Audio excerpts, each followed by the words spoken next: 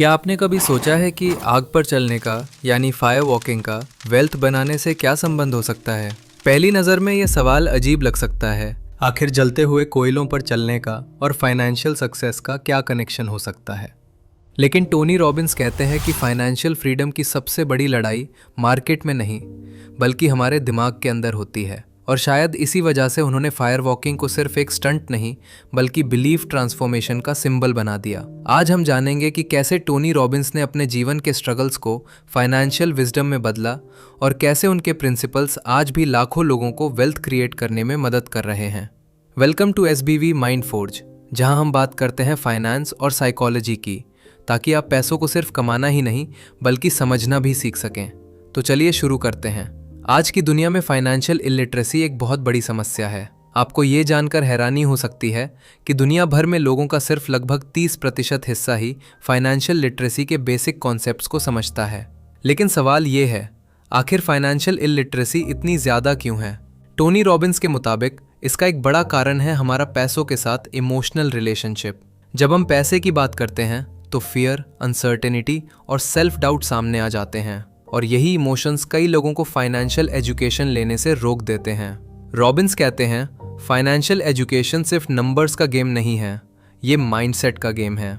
जब हम financial literacy की बात करते हैं तो हम सिर्फ बजटिंग या इन्वेस्टिंग की बात नहीं कर रहे होते।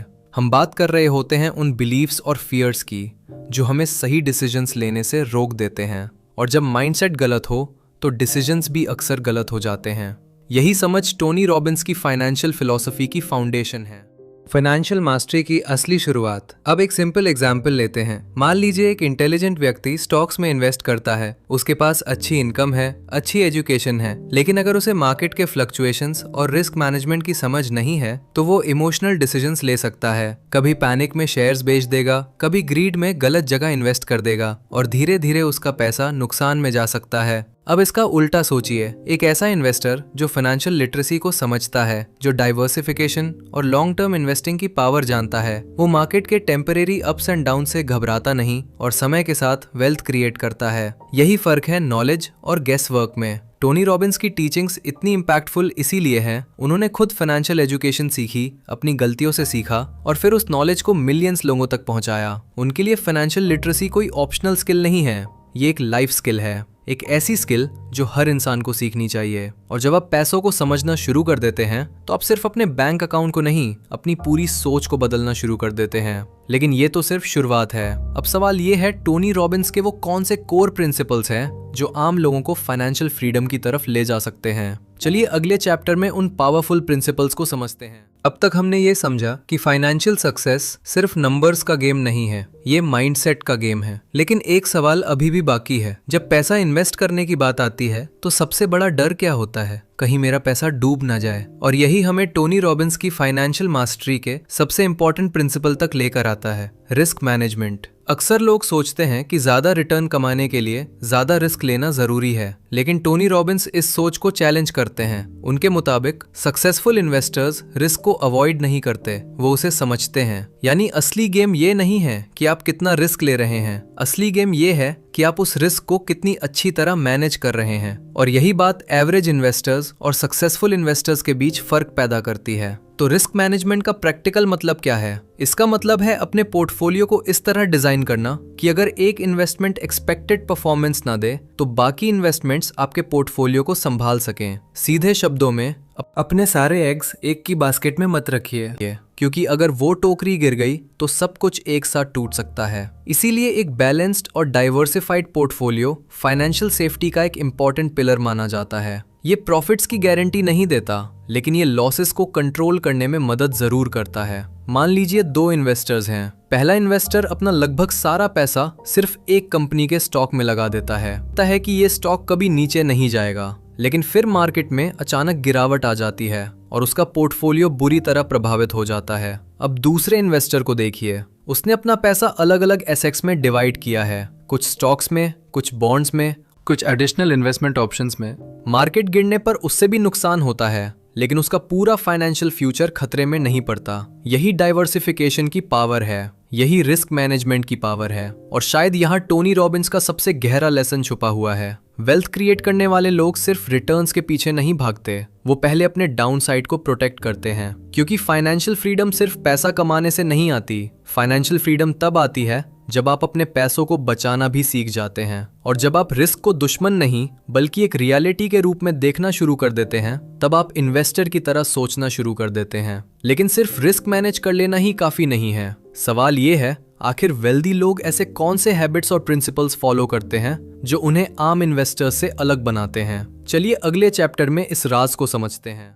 टोनी रॉबिन्स अक्सर कहते हैं, वेल्थ क्रिएट करने का सीक्रेट सिर्फ ज्यादा पैसा कमाना नहीं है, बल्कि पैसों को समय देना है। और यहीं पर आता है एक ऐसा कॉन्सेप्ट जो दुनिया का सबसे पावरफुल फाइनेंशियल फोर्स माना जाता है, कंपाउंडिंग। कंपाउंडिंग का सिंपल मतलब है आपका पैसा सिर्फ ग्रो नहीं करता बल्कि उसकी ग्रोथ भी ग्रो करने लगती है। यानी आज जो रिटर्न्स मिलते हैं कल वो भी आपके लिए रिटर्न्स जनरेट करते हैं और फिर उन रिटर्न्स पर भी रिटर्न्स मिलते हैं। इसी प्रोसेस को कंपाउंडिंग कहते हैं। मान लीजिए दो लोग इन्वेस्ट करना शुरू करते हैं। पहला व्यक्ति 25 साल की एज में इन्वेस्ट करना शुरू करता है, दूसरा व्यक्ति 35 साल की एज में। दोनों सेम अमाउंट इन्वेस्ट करते हैं, लेकिन पहले इन्वेस्टर के पास एक चीज ज्यादा है, टाइम। और कई केसेस में टाइम का एडवांटेज इन्वेस्टमेंट अमाउंट से भी ज्यादा पावरफुल साबित होता है। इसीलिए टोनी रॉबिन्स कहते हैं, टाइम मार्केट को बीट करने से ज्यादा इंपॉर्टेंट है। अक्सर लोग परफेक्ट इन्वेस्टमेंट ढूंढने में सालों लगा देते हैं, लेकिन रॉबिन्स के मुताबिक फाइनेंशियल सक्सेस परफेक्ट टाइमिंग से नहीं,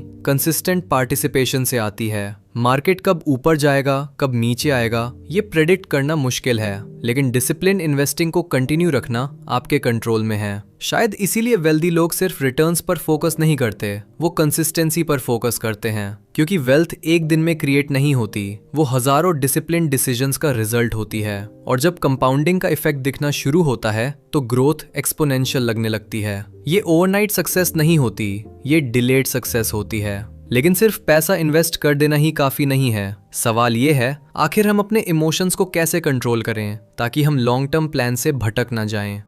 रॉबिन्स का नेक्स्ट प्रिंसिपल है एसेट एलोकेशन।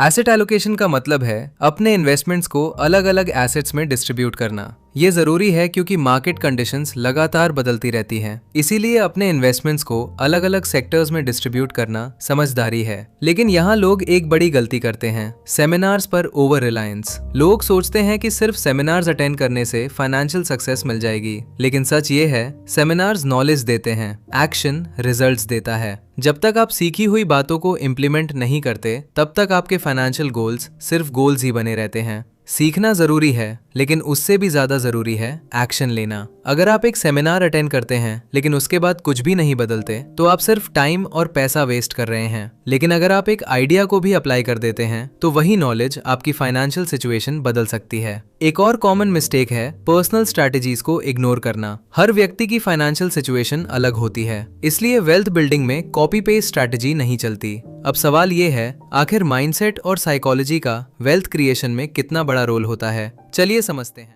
टोनी रॉबिन्स के टीचिंग्स में एक पावरफुल आइडिया है, सेल्फ वर्थ और वेल्थ का गहरा संबंध। आखिर कुछ लोग अपॉर्चुनिटीज को पकड़ लेते हैं जबकि कुछ लोग उन्हें गवा देते हैं। रॉबिन्स के मुताबिक इसका जवाब अक्सर स्किल्स में नहीं बल्कि माइंडसेट में छुपा होता है। अगर आपकी सेल्फ वर्थ लो है तो आप फाइनेंशियल अपॉर्चुनिटीज को पहचानने और उन्हें पकड़ने में स्ट्रगल कर सकते हैं। ये इसलिए होता है क्योंकि फियर ऑफ फेलियर हमें आगे बढ़ने से रोकता है। अगर आप अपनी पोटेंशियल पर भरोसा नहीं करते तो बड़े से बड़ा मौका भी आपके हाथ से निकल सकता है। मान लीजिए एक व्यक्ति बिजनेस शुरू करना चाहता है, लेकिन फेलियर का डर उससे पहला कदम लेने ही नहीं देता। नतीजा, अपॉर्चुनिटी सिर्फ एक आइडिया बनकर रह जाती है। लेकिन जो लोग अपने फियर्स का सामना करते हैं वही अपने फाइनेंशियल गोल्स के करीब पहुंचते हैं। रॉबिन्स कहते हैं, आपका माइंडसेट आपकी फाइनेंशियल डेस्टिनी को तय करता है। जब अपनी थिंकिंग चेंज करते हैं तो आप अपने फाइनेंशियल फ्यूचर की डायरेक्शन भी बदल सकते हैं। अब चलिए देखते हैं कि रॉबिन्स की टीचिंग्स ने कैसे हजारों लोगों की जिंदगियां बदल दी हैं।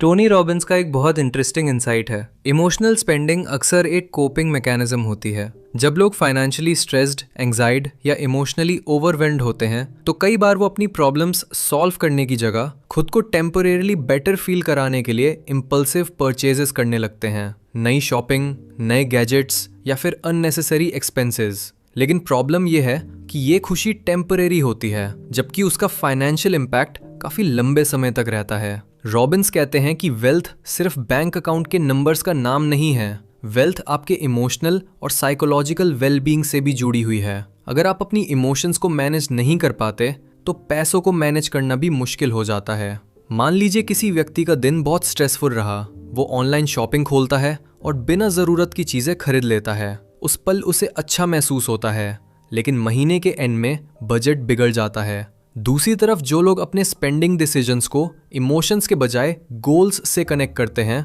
वो अपने फाइनेंशियल फ्यूचर को ज़्यादा मजबूत बना पाते हैं।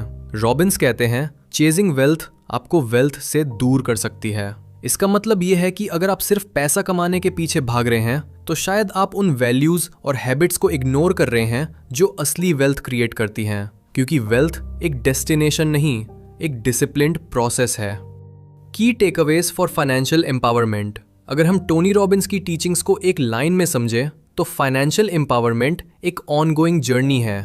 रिस्क को समझना, सही एसेट एलोकेशन करना, अपने फियर्स को फेस करना और इमोशंस को कंट्रोल करना, ये सब वेल्थ क्रिएशन के एसेंशियल पार्ट्स हैं। फाइनेंशियल सक्सेस किसी एक इन्वेस्टमेंट या एक लकी डिसीजन से नहीं आती, वो रोज लिए गए छोटे छोटे डिसीजंस का रिजल्ट होती है। आपकी फाइनेंशियल डेस्टिनी मार्केट तय नहीं करती, इकोनॉमी भी तय नहीं करती।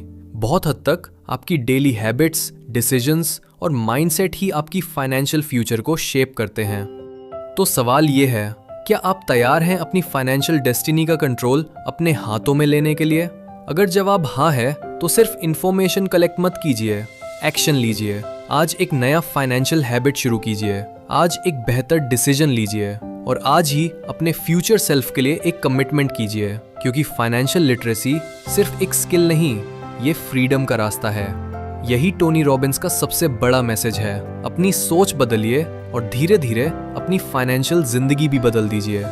ये था आज का एपिसोड। अगर आपको ये वीडियो वैल्यूएबल लगी हो तो वीडियो को लाइक करिए, शेयर करिए और SBV माइंड फोर्स को सब्सक्राइब करना मत भूलिए। मैं आपसे मिलूंगा एक और पावरफुल लेसन के साथ। तब तक सीखते रहिए, इन्वेस्ट करते रहिए और अपने फ्यूचर को कॉन्शियसली बिल्ड करते रहिए। धन्यवाद।